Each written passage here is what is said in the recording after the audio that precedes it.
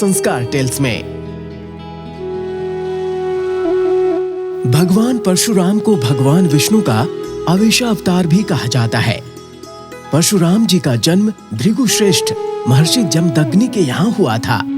उनकी माता का नाम रेणुका था।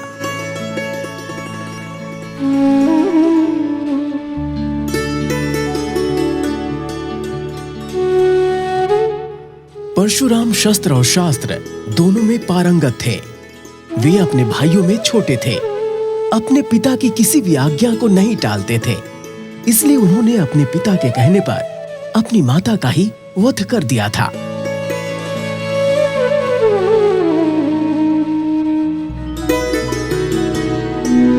एक बार ऋषि जमदग्नि अपनी हवन पूजा में व्यस्त थे और उस वक्त परशुराम अपने भाइयों समेत जंगल में गए हुए थे।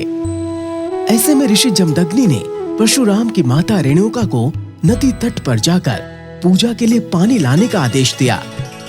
पति का आदेश सुनकर माता रेणुका नदी तट पर पानी लेने चली गईं।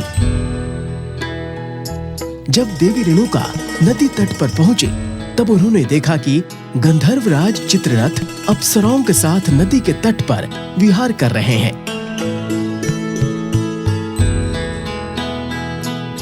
गंधर्वराज और अप्सराओं की क्रीड़ा देखने में वो इतनी रम गईं कि समय पर हवन के लिए जल लेकर ना पहुंच सकीं।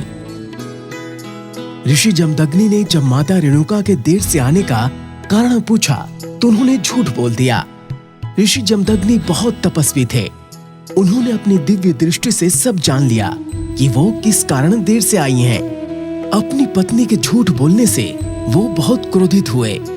उस वक्त परशुराम और उनके 3 भाई भी वहां पहुंच चुके थे। ऋषि जमदग्नि ने अपने बड़े बेटे को अपनी माता का वध करने का आदेश दिया, लेकिन माता मोह की वजह से वो ऐसा न कर सके। इसके बाद ऋषि जमदग्नि ने बाकी के 2 बेटों को भी यही आदेश दिया, लेकिन उन्होंने भी आदेश मानने से मना कर दिया।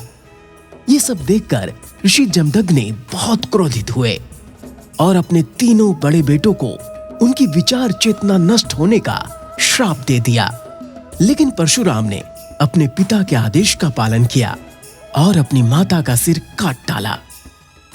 परशुराम जी को आज्ञा का पालन करता देख ऋषि जमदग्नि बहुत खुश हुए और परशुराम जी को 3 वर मांगने को कहा।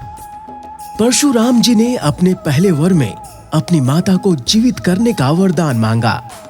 दूसरे वर में उन्होंने मांगा कि माता को मरने की स्मृति न रहे और तीसरा भाइयों की चेतना पुनः आ जाए। अपने पुत्र की तीव्र बुद्धि देखकर अति प्रसन्न ऋषि पिता ने परशुराम को युगों युगों तक ख्याति अर्जित करने और समस्त शास्त्र और शस्त्र का ज्ञाता होने का आशीर्वाद दिया। दोस्तों, आपको ये कहानी कैसी लगी हमें कमेंट करके जरूर बताएं। इसी प्रकार की रोचक बातों को जानने के लिए हमारे इस चैनल को लाइक, शेयर और सब्सक्राइब करें और हाँ, बेल आइकन दबाना न भूलें ताकि रोचक जानकारी से आप हमेशा अपडेट रहें। नमस्कार।